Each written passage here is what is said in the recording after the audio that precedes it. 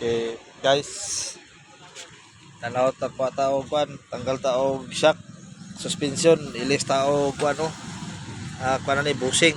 Rubber busing pa imuan. Tapos yahang ano tarad in, ilisan pa na to ni guys. Ilalam ni sa multicab guys.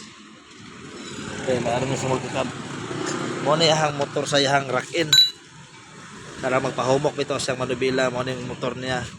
Kung maguba po ng karbonan gahi po dito yukon manubila ni kay hindi na magana yung motor mo rin nagkabadalag pahumok na yung motor.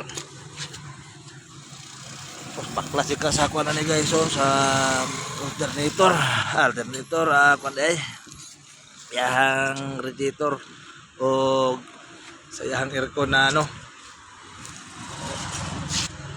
diri guys, baklason pa ni guys. Unya guys, kita niyo ni before and after testing ano to ni padagan. Bila. Okay kayo ni siya guys.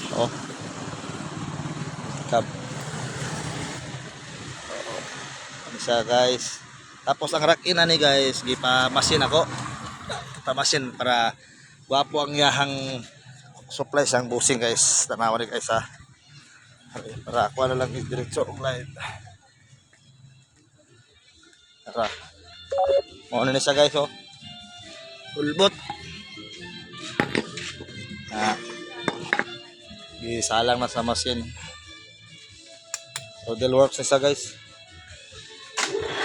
Yan, kaya yung machine. Nagigamit ato nga pang busingan ni guys kuan engineering plastic.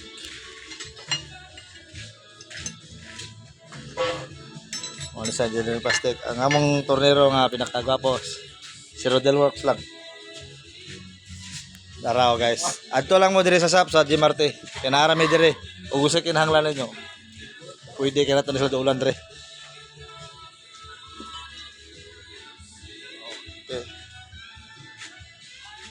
Gatira po dai may radiator dire yo.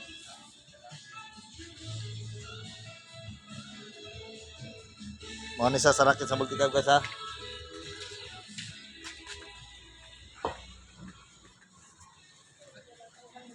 Among mga electrician guys, tura electrician naman ang pinaka-master.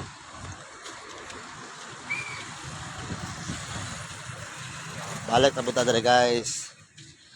Kini siya guys, naghimo ko og special tools kay lalo man kayo ni.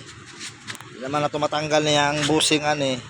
Buhatan na to sa special tools, tuyoko na to ni luwagan. Human, tanggal tong busing, pabuhatan para likod. Og daghang salamat guys, please follow